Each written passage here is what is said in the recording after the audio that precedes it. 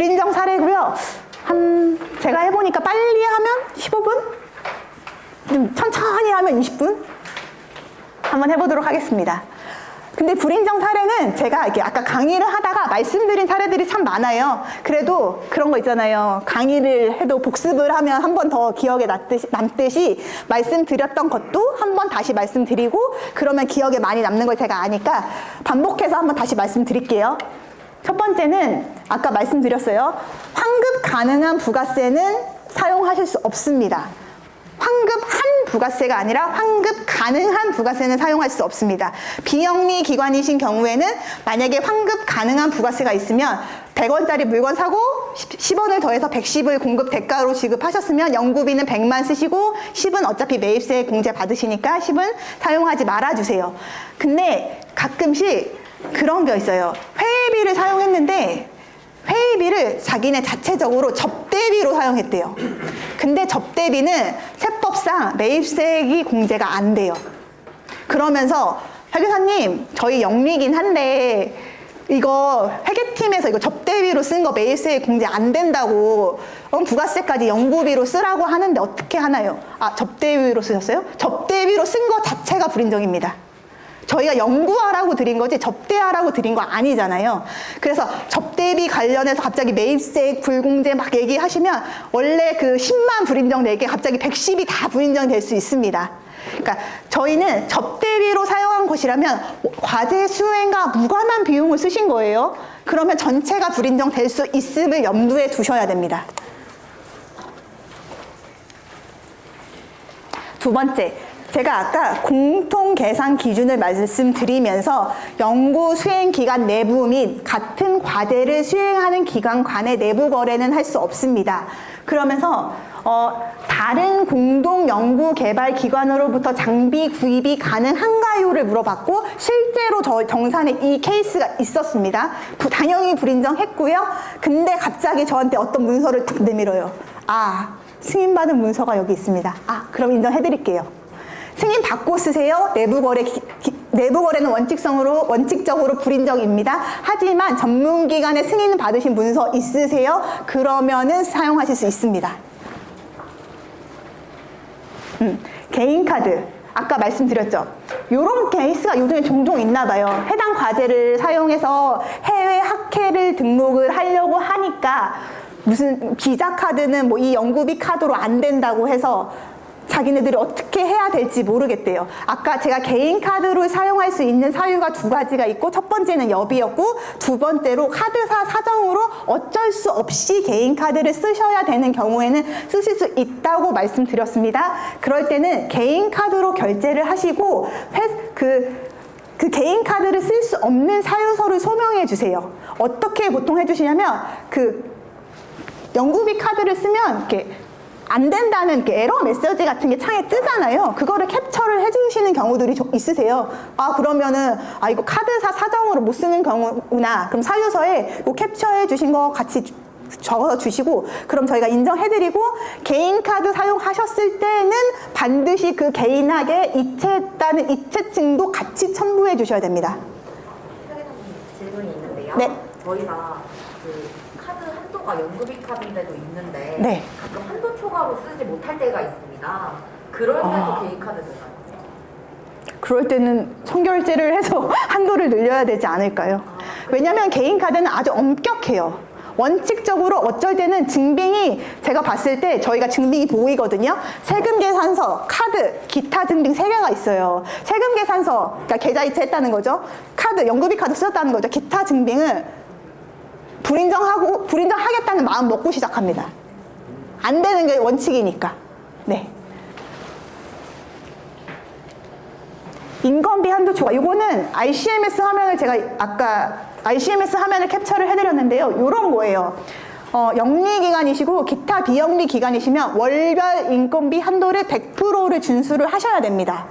어떤 과제에 50%, A 과제 50, B 과제 50, C 과제 50 하면 150% 쓰셨잖아요. 그럼 100% 넘는 50은 불인정이 되고 이지바로는 아직 이 시스템이 없는데 ICMS는 여기 빨갛게 제가 해놨는데 그 사람 뭐 7월 일건비 지금 130% 잡아놨어.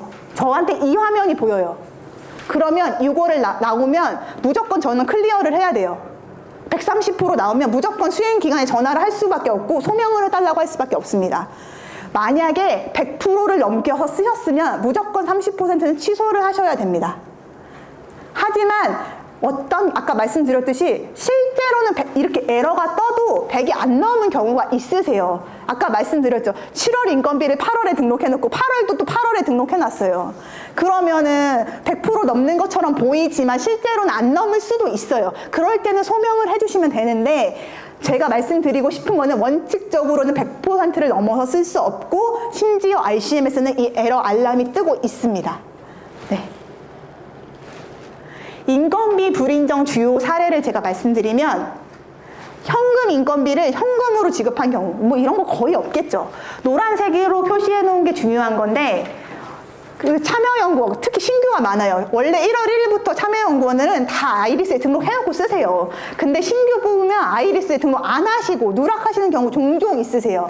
그러면 마지막에 원칙적으로 연차가 끝나면 그 해에 대해서 참여연구원 등록이 다시 안 됩니다.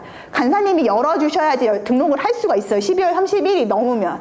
기한 안에 즉시 참여연구원 등록하시고요. 인건비 계상률 바뀌셔도 즉시 해주세요. 인건비 계상률은 기준상으로는 연차 말까지 할 수 있는 건 저도 알고 있습니다. 하지만 그렇게 하면 누락되는 경우가 많고 잊으시는 경우 많으세요. 그래서 만약에 인건비 계상률 좀 늘리고 싶으시다 하면 어차피 통보사항이잖아요. 아이리스에 바로바로 바꿔서 사용하시는 게 좋을 것 같고 아까 말했죠. 영리기업 현금 인건비는 전문기관 승인 없이 증액하시거나 감액하시면은 불인정 되니까 무조건 승인 받고 쓰시고 개인별 인건비 한도 초과는 100% 넘으시면 안 되고 절대로 자계자 이체를 하실 때 참여연구원한테 먼저 주시고 인건비 빼내셔야 되지 인건비 먼저 이지바로에서 빼고 그 다음에 주시면 전액 불인정 납니다. 이제 연구시설 장비에 관련해서 저희한테 문의 주시는 사항이 있는데 연구시설 장비는 아까 제가 3천만 원이 엄청 중요한 금액 기준이라고 말씀드렸잖아요. 3천만 원 이상 장비 사실 때는 연구개발 계획서에 잡아 놓으셨어야 되고 없으시면은 다시 승인 받으셔야 되는데 이 3천만 원을 잡는 기준이 궁금하신가 봐요. 하나에 만약에 단가가 77만 원인데 이거를 진짜 많이 사서 3천만 원이 넘는데 이것도 승인 사항이냐고 저희한테 한번 물어본 적이 있어요. 저희의 기준은 개별 단가 기준입니다. 하나가 3천만 원이 안 넘으시면은 승인을 안 받으셔도 되는데 주의하셔야 될 게 이런 경우들이 있어요.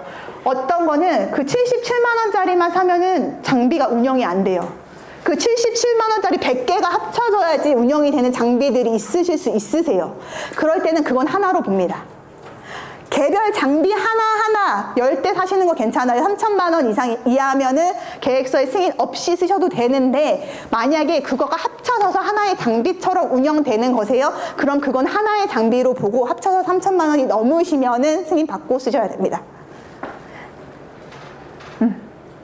그리고 공통 활용 기준에서 제가 아까 빠뜨린 것 같은데 연구 공간에 대한 임차료는 연구비로 쓰실 수 없습니다. 기본적으로 연구 공간은 회사 돈으로 쓰셔야 되는 겁니다. 근데 요즘에 그런 거 많이 쓰세요. 공유 오피스. 갑자기 인력이 늘어났다고 무슨 위워크 이런 거 공유 오피스 써도 되냐고 물어보시는 기관이 있으세요. 안 됩니다.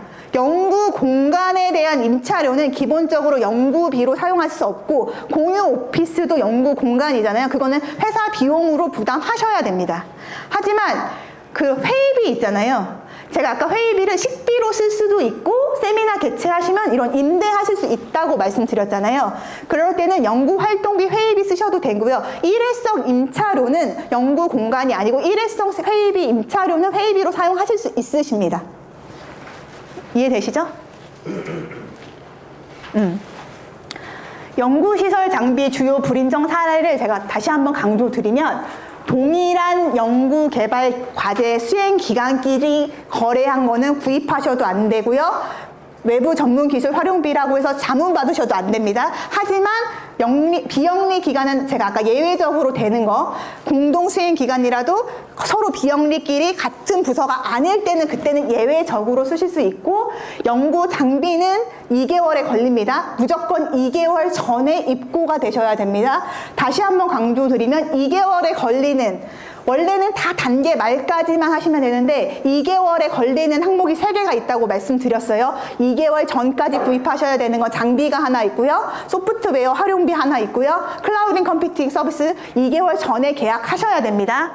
그리고 장비뿐만 아니라 재료비도 동일한 연구 수행 기관으로부터 사시면 안 됩니다. 연구 활동비에 대해서 가끔씩 아까 말씀드렸는데, 연구 활동비는 기본적으로 참여 연구자에 대해서 쓸 수 있는 항목입니다. 그래서 참여 연구자가 아닌 분들은 출장비를 쓰시면 안 되고, 다만 예외적으로 이런 경우 있잖아요. 제가 회의비 중에 식비를 쓰려면 외부 참여 연구원이 있으면 쓰실 수 있다고 했는데, 이런 질문을 저한테 하셨어요. 우리 기관 사람인데 외부 참여자 있고, 우리 기관인데 참여 연구자 등록한 우리 기관 사람 있고 참여 연구자 등록 안 한 우리 기관 사람이 있대요. 그러니까 회의를 하는데 한 3명은 참여 연구자 등록한 참여 연구예요.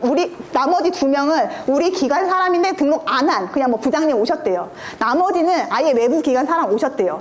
그럼 외부 기관이 있으니까 쓸 수 있는 것까지는 알겠는데, 참여 연구원이 아닌 우리 내부 사람한테 식비 써도 되나요? 라고 물어보는 경우 있으세요. 이럴 경우엔 쓰실 수 있으십니다. 기본적으로 활동비는 참여 연구자한테만 쓸 수 있는데, 식비에 한해서 외부 참여자가 있으면 등록하지 않은 우리 기관 참여 연구자에 대한 식비도 사용하실 수는 있으십니다. 네. 하지만 출장비는 같이 가셔도 참여 연구자 출장비만 등록하셔야 되고, 출장비 참여 연구자 등록 안 하신 부장님 있으시면 그거는 연구비로 쓰실 수 없습니다. 식비만 예외적으로 등록 안 하신 분들 쓰실 수 있습니다. 이것도 처음 연구하시는 분들이 질문하시는 건데요. 회의비 사용 시 무조건 외부 참여자 있어야 되는데 외부 참여자의 범위가 어떻게 되나요? 라고 했을 때, 우리 주관하고 공동도 하면 공동도 이때는 외부 참여자로 보고 회의비 쓰실 수 있으십니다.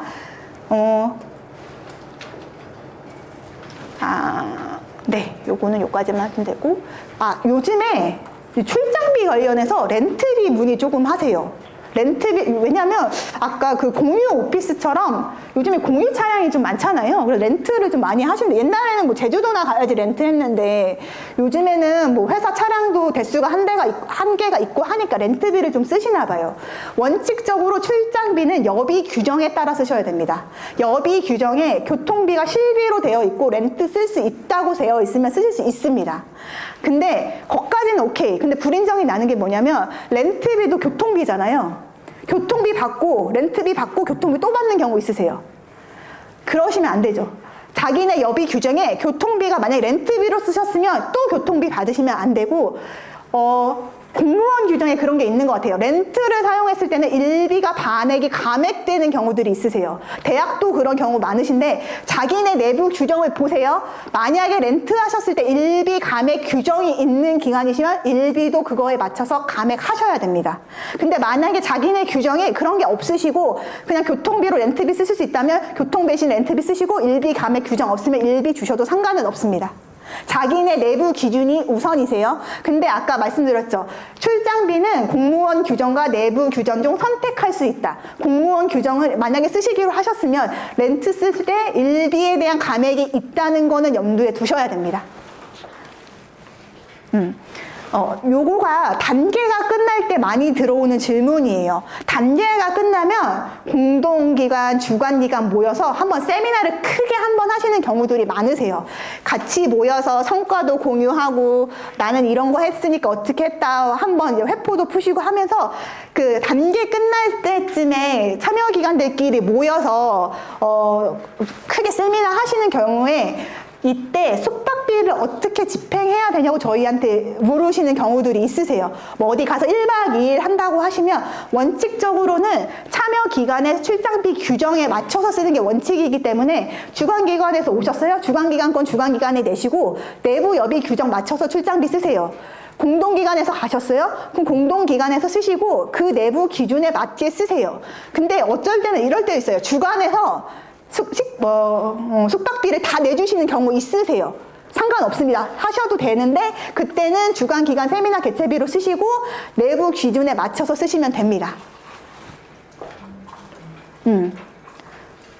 아까 말했죠. 연구실 운영비. 그 중에 사무용 소프트웨어, 한글 같은 거. 영리기관인데, 여기는 ICMS 과제인데, 뭐 이지바로 과제도 마찬가지예요. 한글 파일을 해서 과제를 수행한대요. 사도 되냐고 저한테 물어봤어요. 영리기관은 사무용 소프트웨어는 그냥 사실 수 없다고 누누이 강조 드렸습니다. 영리기관의 연구실 운영비 활용 관리 계획에 있으셔야만 쓰실 수 있고 없으시다면 승인을 받고서 쓰셔야 됩니다. 순서가 바뀌시는 경우가 있으세요? 산 다음에 승인을 해달라는 경우들이 종종 있는데 제가 간사님이라도 부담스러울 것 같아요. 사기 전에 승인을 받고서 승인 나시면 사시기 바랍니다. 네. 질문인데요. 네. 한글 파일 같은 게 그 공식에서 사는 가격이랑 네이버 뭐 이런 데서 사는 게 가격이 다르잖아요. 네. 근데 연구실 운영비가 가격도 다 적게 되어 있는데 맞아요. 이런 경우에 승인을 다시 받아야 되나요? 저희가 좀 1년치를 싸게 샀다면? 아까 연구실 운영비 활용 관리 계획을 변경할 때 승인 받아야 되는 사항이 3가지가 있다고 했어요. 첫 번째, 총 금액이 변경되는 경우, 품목이 변경되는 경우, 수량이 변경되는 경우. 만약에 총 금액이 원래 받은 것보다 넘어가신다. 당연히 승인 받으셔야 됩니다. 근데 줄어드는 건 상관없습니다. 네. 연구용 소프트웨어. 뭐 스냅진이라는 게 뭐 있나 봐요? 저도 잘 모르겠는데 그냥 사무용 말고 정말 전문 소프트웨어예요. 이거를 사도 되는지 저한테 물어봤어요. 근데 과제는 2025년 6월에 끝나는 과제래요. 근데 2024년 8월에 저한테 사도 되는지 물어봤고 1년 전체의 구독료를 결제를 해도 되냐고 물어봤어요. 1년을 하게 되면 2024년 8월부터 다음 25년 7월이니까 과제 기간을 초과해서 원칙적으로는 불가합니다. 하지만 제가 아까 말씀드렸죠. 연구용 소프트웨어는 최소 구독 기간을 저희는 봅니다. 만약에 최소 단위가 1년이시라서 1년을 어쩔 수 없이 초과해야 되는 경우라면 연구 수행 기간을 넘으셔서 쓴 기간에 대해서 불인정이 나지 않습니다. 하지만 만약에 월별로 쓸 수 있다. 최소 단위가 월별로 쓸 수 있어서 단계 안에서 끊어서 쓸 수 있다고 하면은 초과되는 기간에 대해서는 불인정이 날 겁니다.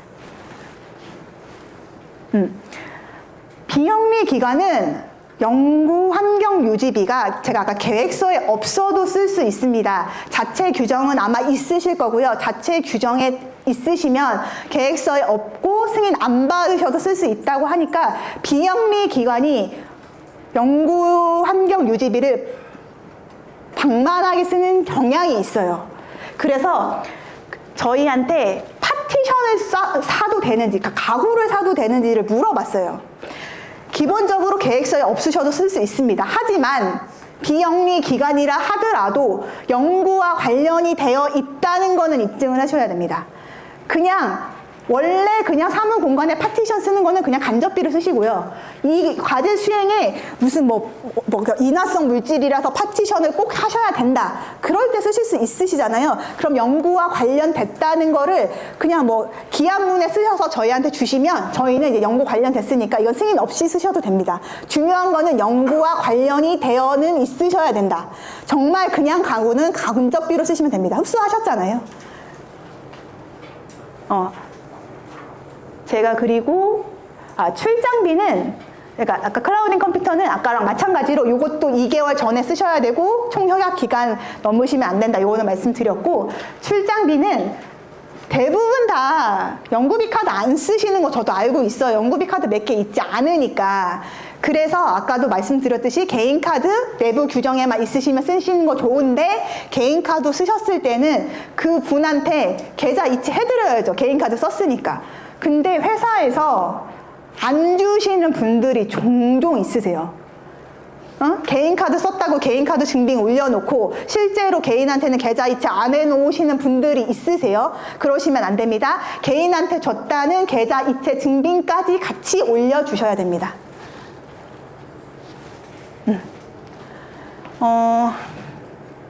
제가 아까 다 말씀드렸던 거라서 요거 학회비 한번 말씀드릴게요. 학회비는 보통 뭐 1년 단위로 결제하시는 분들도 있고 껌껌이 결제하시는 분들도 있는데 가끔씩 종신학회비를 결제하시는 분이 진짜로 있으세요. 종신학회비는 결제하시면 안 됩니다.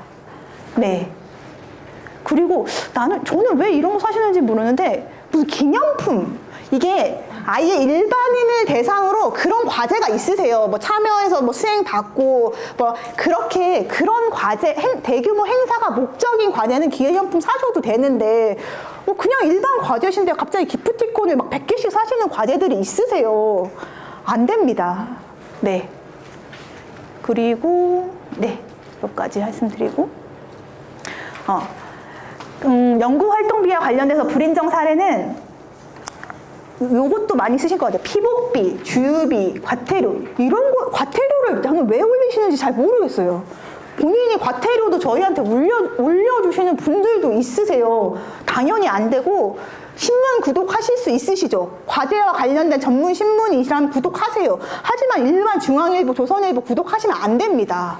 그리고 저는 진짜로 지난번에 명함첩을 저한테 사무용품비로 쓰고서 올려주셨는데 이게 제가 그래서 당연히 그 다음에 소명 드렸죠. 어떻게 과제와 관련됐는지를 소명을 해달라니까 뭐 수행기간이 뭐 열 몇 개인데 수행기관한테 연락을 하려면 명함첩이 꼭 필요하대요. 저는 사실 잘 이해는 안 되거든요. 근데 정말 뭐 그러면 전 안 썼으면 좋겠어요. 이런 것들은 기본적으로. 네. 그리고 영리기간은 아까 제가 누누이 말씀드렸지 연구실 운영비는 연구실 활용관리 계획에 있으신 비용만 쓰셔야 됩니다. 외부 전문기술 활용비 관련해서 외부 전문가한테 가끔씩 연구수당 줄 수 있냐고 물어보시는 분이 있으세요.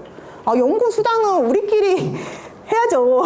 제가 연구수당 지급할 수 있는 분은 참여 연구자라고 말씀드렸습니다. 외부 전문가한테 당연히 연구수당 지급할 수 없습니다.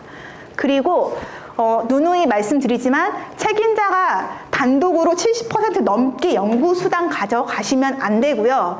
아까 비율 제가 3개 말씀드렸죠. 인건비의 20% 이내. 근데 인건비가 감액되면 그거에 비례해서 감액될 수 있고 직접비 사용 비율에 플러스 20%까지 연구수당 쓰실 수 있고요. 한 사람한테 주실 때는 70% 넘게 주시면 안 됩니다. 아까 건강검진 이게 마지막 장표 같은데요.